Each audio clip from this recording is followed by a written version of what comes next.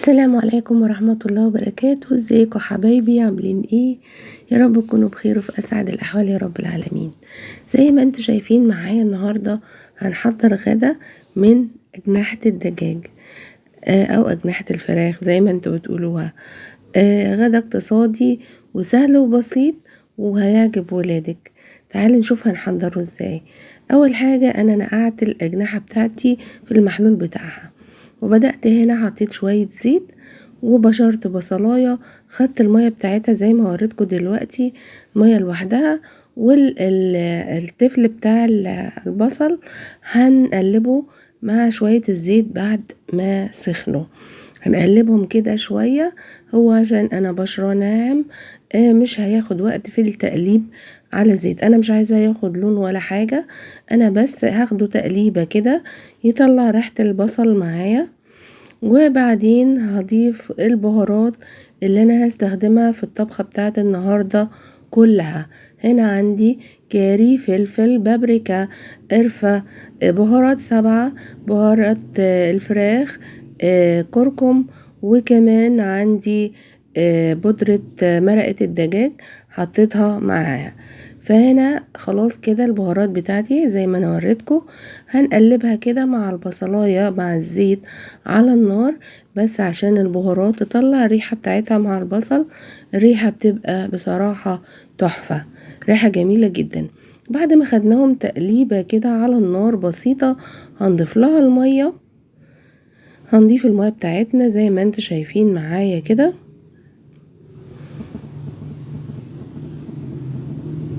وبعدين هناخد أجنحة الدجاج بتاعتي هصفيها من المحلول بتاع النقع وهشطفها شطفة كويسة، وبعدين هنضيفها للخليط ده كله، البصلة مع البهارات، وهنسيبها تاخد غلوة. هنا زي ما انتم شايفين معايا كده هبدأ اخد الأجنحة اصفيها من المحلول بتاعي طبعا زي ما انتم عارفين عبارة عن ليمون وخل وملح.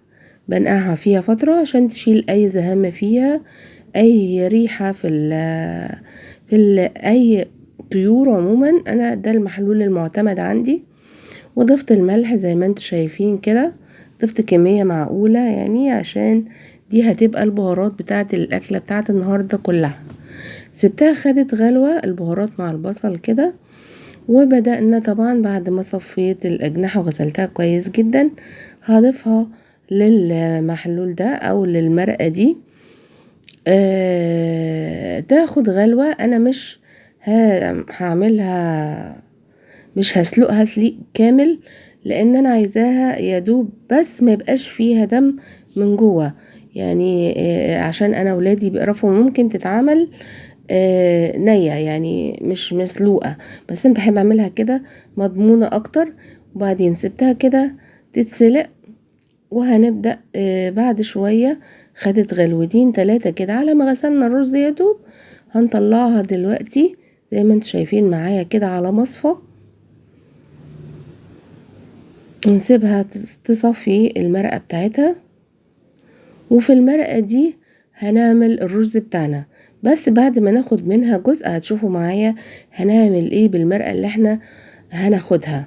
دلوقتي هتكملوا معايا الفيديو وتشوفوا انا هعمل ايه في الاكلة بتاعت النهاردة، وازاي بتطلع معايا تحفة وطعمها جميل جدا وبتعجب الولاد جدا جدا. جربيها لولادك ان شاء الله هتعجبهم. هي اكلة اقتصادية مش مكلفة وفي نفس الوقت سريعة، ما بتاخدش وقت. زي ما انتم شايفين معايا كده بسرعة بسرعة جهزنا الأجنحة بتاعتي. خدت غلوة في البهارات بطعم البهارات كله. خدنا جزء عارف المية بتاعت البصل بقى اللي احنا كنا حايشينها، هناخد منها جزء من المرقة، وهنسيب على قد المية بتاعت الرز او المرقة اللي احنا هنطبخ فيها كمية الرز بتاعنا. هنا الرز انا غسلاه تمام ومصفياه، هنضيفه على طول للمرقة وهنسيبه يتشرب. وبعد ما المية تروح من عليه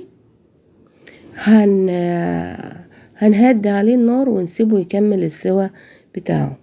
بس كده بس كده. تعالوا نشوف بعد كده بقى ايه الخطوة اللي بعديها. خليكم معايا وكملوا معايا الفيديو ان شاء الله الفيديو بتاع النهارده ينول اعجابكم، وما تنسوش تحطوا لي اللايك، واللي ما اشتركش في القناه يا ريت يشترك. واعذروني على صوتي يا جماعه، لسه مش عايز الزبط ابدا، مش عارفه ايه ده. هنا زي ما انتم شفتوا انا سبت المرقه مع ميه البصل بردت شويه، وهبدأ دلوقتي هعمل خلطة كده هحط فيها الأجنحة بتاعتي. هضيف معلقة دقيق كده عشان عايزاها تبقى تقيلة تمسك على اللحم بتاع الفراخ او الأجنحة. ممكن تعتمديها مع الأجنحة او مع الفراخ لو هتعملي كنتاكي.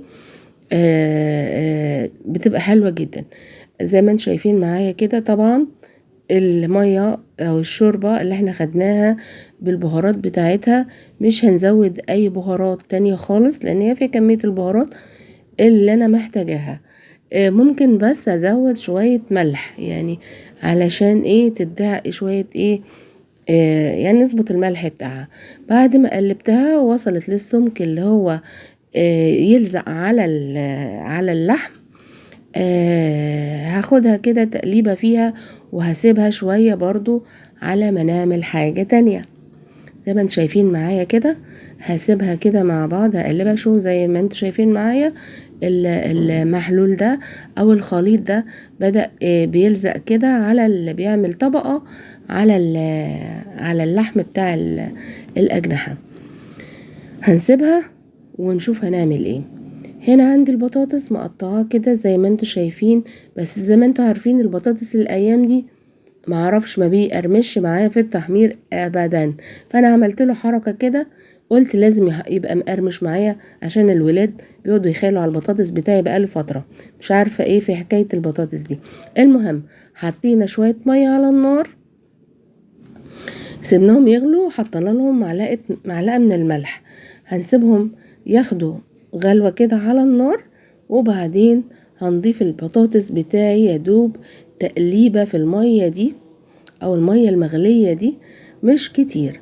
زي ما انا قلتلكوا او بظاهر في الفيديو ان انا بعد 10 عدات وهو في المية السخنة دي مع التقليب كده. انا بسويه كله عشان يبقى كله واصله للمية السخنة، وبعد على ايدي 10 عدات، 1 2 3 لحد 10، وكده بيكون خلاص. لان لو سبت اكتر من كده هيتهري.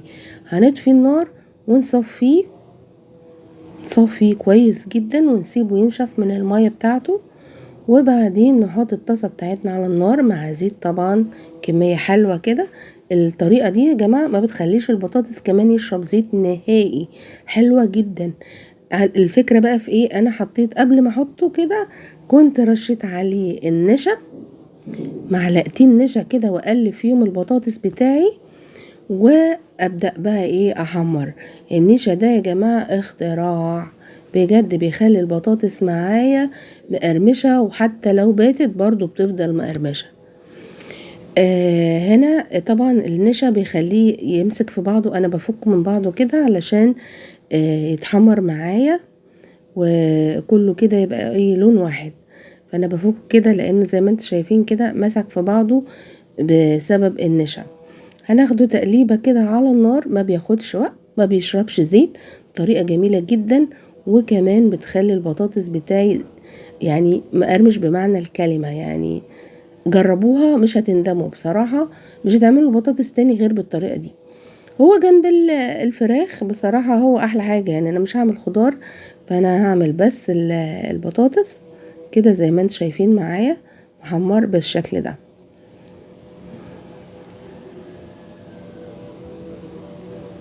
في حاجات بتعصلك كده بس لازم يعني تفكها عشان ايه تاخد تحميرة من كل الاتجاهات. خلاص هو خلاص كده بدأ يخرفش معايا كده في المقلاية ونشف كده وبقى جميل. هبدأ بقى كده استنى عليه ثانية كده ياخد لون، واطلعه على ايه مصفى. زي ما انتم شايفين معايا كده مقرمشة من بره جدا وطرية من جوه. بصراحة البطاطس ده عجبني جدا النهاردة. هنا بقى هنبدأ نحمر على طول في نفس الطاسة، نفس الزيت هنزوده بس شوية، وهنبدأ نعمل الكفر بتاع الأجنحة بتاعتي اللي هنقليها فيها. هنا حاطة دقيق على نشا، الدقيق قد النشا النشا هو اللي بيخليها تقرمش. هنطلعها من الخليط بتاعها ده اللي هو دقيق والبهارات، ونقلبها في الدقيق والنشا وننفضها كده ونقليها. مش هنعمل اكتر من كده. لو عايزة الكفر بتاعها اتقل بتاخديها مرة كمان في نفس الخليط زي ما انت شفتوا معايا. انا عملت قدامكم اهو، خدتها من النشا بعد ما قلبتها حطيتها في الخليط تاني وقلبتها، بتدي كفر يعني مليان شوية لو انت بتحبي الطريقة دي. وبعدين بتحطيها على النار في الزيت وبتهدي عليها علشان تستوي من جوه ومن بره وما تتحرقش معاكي، وبتبقى لونها حلو جدا. بس كده احنا خلصنا. هخلص بقية الكمية وارجع لكم. زي ما انتوا شايفين معايا حضرنا غدا اقتصادي مش مكلف، لذيذ جدا، ومعهم شوية الكاتشب انا اللي عاملاه. هبقى اقول لكم طريقته سهلة جدا. ومع الرز الكاري. بصراحة الغدا النهاردة كانوا هيتجننوا عليه. أكلة بسيطة وفي نفس الوقت عجبتهم. كده الفيديو بتاعنا خلص، واشوفكم ان شاء الله في فيديو جديد. مع السلامة حبايب قلبي.